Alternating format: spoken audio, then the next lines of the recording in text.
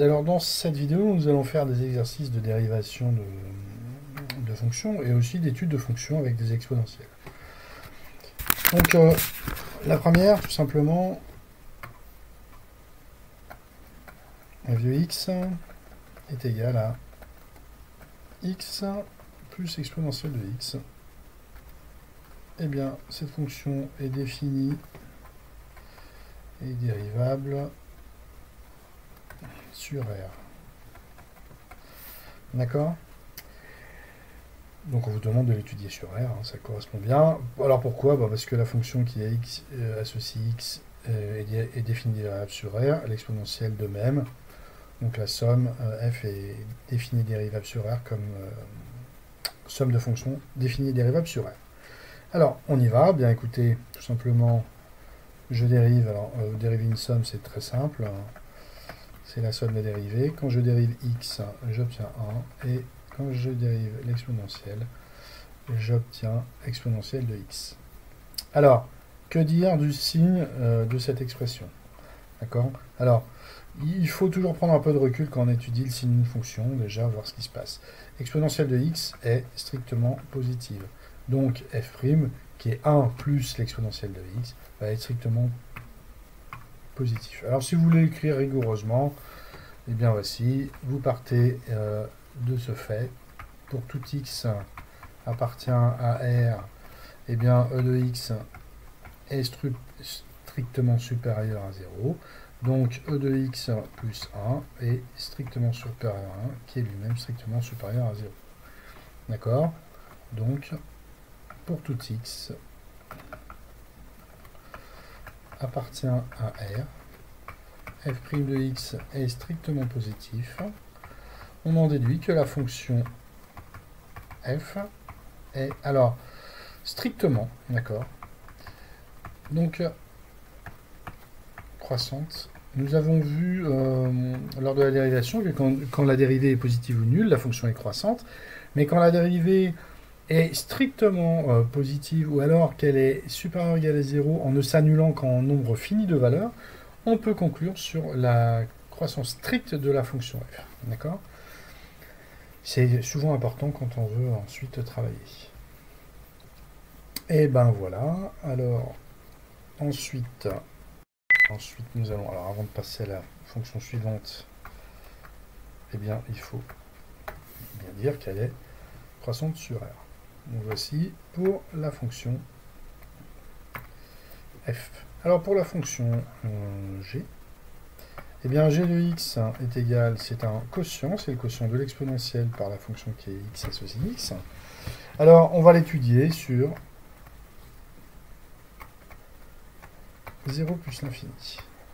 Donc elle est effectivement, il faut exclure la valeur 0. Alors on aurait pu l'étudier aussi sur moins l'infini, 0 exclu, mais là on l'utilise sur les nombres strictement positifs. Hein. Il faut que x soit différent de 0 pour que g soit défini dérivable. À partir du moment où on a enlevé la valeur 0 sur l'intervalle de définition, d'étude, eh bien on n'a aucun souci ni de dérivabilité ni de définition.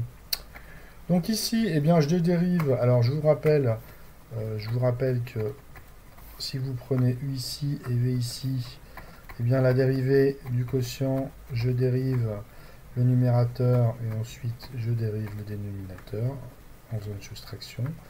Et je divise par le dénominateur au carré. Alors, c'est parti.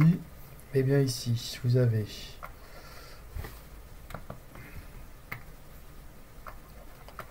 g de x qui est égal, alors je dérive le numérateur, que je multiplie par le dénominateur, moins je prends le numérateur, que je multiplie par la dérivée du dénominateur. Et je dérive par le dénominateur au carré. Je divise, pardon, je ne dérive pas. Ok, et bien ensuite, comme d'habitude, puisqu'on va étudier le signe, il faut toujours penser à factoriser. En général, on se retrouve à une différence avec deux produits comportant une exponentielle en facteur. Je mets en facteur l'exponentielle de x. Dans le premier membre de ma différence, de x est multiplié par x, et dans le deuxième membre, x est multiplié par moins 1. Voilà, ma mise en facteur est terminée. Et je divise toujours par x au carré. J'ai donc obtenu ma dérivée. Alors, comment étudier cette dérivée? Donc, il faut tout de suite dire, donc, on y va. On a un quotient avec un certain nombre de facteurs dont on connaît le signe. Hein. Donc, on va tout de suite écrire. Pour tout x, signe, alors, signe de g' de x sur 0 plus l'infini. Alors, qu'est-ce qu'on peut dire de e de x est strictement positif, x carré est strictement positif, d'accord? Puisqu'un carré est positif, et en plus là, on a x positif supérieur à 0, d'accord? Et maintenant, eh bien, x moins 1, la fonction, elle, affine qui x associe x moins 1, s'annule et change de signe en 1. Et elle est croissante. Elle est croissante, alors quel intérêt de dire qu'elle est croissante? Eh bien, vous avez une fonction affine ici, d'accord? Une petite fonction affine, je vous rappelle ce schéma. Puisque le coefficient directeur est égal à 1, hein. Le coefficient directeur, c'est une fois là. Hein, le coefficient directeur, c'est le nombre qui multiplie le 1, c'est le coefficient qui est devant le 1. Donc ici, c'est 1. Eh bien, elle s'annule en 1. Et puisqu'elle est croissante, elle va être négative avant et positive après. Je vous rappelle qu'on retrouve toujours le signe du coefficient directeur de la fonction affine après sa racine. Donc si je dois maintenant conclure, je vais donc tracer un petit tableau de variation. C'est quand même ce qu'il y a de plus simple quand on veut décrire les variations d'une fonction. Alors, cette fonction est donc, alors on y va, un tableau de variation, c'est assez simple. Il nous faut plusieurs lignes. On a une ligne pour x et une ligne pour la dérivée. Alors, je travaille de 0 à plus l'infini. J'exclus, je commence par exclure la valeur 0. Alors je l'exclus pour la dérivée et pour la définition aussi. Hein. Donc ici j'ai g' de x et ici j'ai g de x. Et alors je mets la valeur où s'annule ma fonction dérivée. D'accord? Puisqu'elle est croissante, alors il faut quand même dire ici, on a oublié quelque chose quand même d'important, c'est que avant ça, excusez-moi, je vais un peu vite. Parce qu'en fait, on a dit que e de x était strictement positif et x carré strictement positif. Donc, g' de x est du signe de la fonction qui à x associe x moins 1 sur 0 plus l'infini. D'accord? Voilà. Ok, alors on est reparti. Donc, là on a le signe de la fonction affine qui est x associe x moins 1. On a dit que c'était que g' avait le même signe que x moins 1. Et donc vous avez une fonction qui est décroissante et croissante. Alors dans un tableau de variation, on n'oublie pas de mettre eh bien, la valeur de g. Alors g il est où? G il est là, en 1. Eh bien ça fait E. On va rappeler quand même la fonction. G de x égale E de x sur x. Donc G de 1 est égal à E de 1 sur 1 égale E. Voilà. Donc ici, il faudrait mettre des limites. Bon, pour l'instant, vous ne savez pas vraiment les étudier. Donc on va laisser comme ça. Vous pourriez les mettre par conjecture graphique en traçant votre fonction sur la calculatrice. Donc là, on pourrait montrer, ça vous l'étudierez en terminale. Mais par conjecture graphique, on peut mettre qu'en 0 comme en plus l'infini, eh bien, la fonction g de x tend vers plus l'infini. Alors, la suivante, eh bien, on a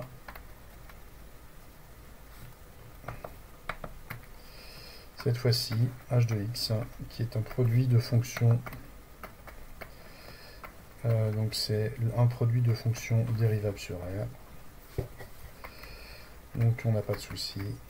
Défini dérivable sur R. Très bien. Alors, je vous rappelle le dérivé d'un produit. UV, la dérivée, je dérive le premier facteur, la première fonction, et je dérive la suivante. Alors, c'est parti. Eh bien, h' de x, la dérivée de x, c'est 1. Et ensuite, je dérive la deuxième, ça ne change rien. Puisque la dérivation d'exponentielle est l'exponentielle, et donc j'ai bien, après mise en facteur, e de x qui est facteur de 1 plus x, qu'on va écrire x plus 1. Donc c'est la même chose que tout à l'heure. Eh bien, pour tout x, e de x est strictement positif, donc h' de x est du signe de la fonction qui à x associe x plus 1. D'accord. Donc là, on va peut-être pas faire d'étude, mais c'est une fonction affine croissante qui s'annule en moins 1. Donc on va tout de suite pouvoir faire un tableau de variation. Vous voyez. Alors ici, par contre, on a une fonction h qui est définie sur R. Donc x va balayer tout l'axe d'Ariel. Ici, vous avez le signe de la fonction affine qui a x associe x plus 1. Voilà, c'est une fonction qui s'annule et change de signe en moins 1. Elle est croissante. Donc elle va traverser l'axe des abscisses en passant du négatif au positif. Et bon, là, c'est pas vraiment cette fonction qui nous intéresse, mais c'est h'. Je vous rappelle que h' a les mêmes variations.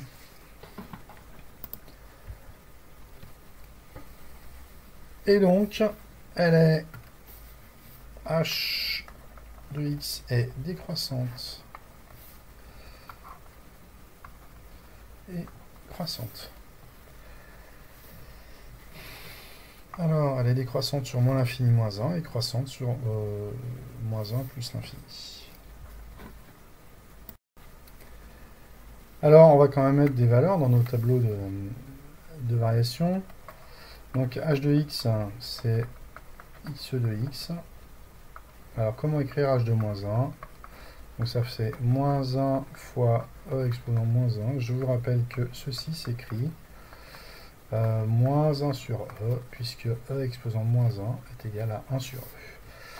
D'accord. Alors, quelles sont les limites? Eh bien, quand on regarde quand on trace notre courbe, alors, je vous rappelle que la courbe, c'est 2h, pour équation, y égale x de x, pour tout x, l'ordonnée du point et l'image par la fonction h de x. Eh bien, voilà, ça correspond, on voit bien qu'on a un minimum en moins 1, qui est égal à moins 1 sur e. Et là, la limite, vous voyez, la fonction va s'écraser sur l'axe. Alors, c'est quand on regarde algébriquement ce que ça veut dire, c'est pour anticiper un peu sur ce que vous allez voir en terminale. X va être va aller vers moins l'infini, c'est-à-dire que quand je vais aller vers moins l'infini, x devient très grand en valeur absolue, mais négatif.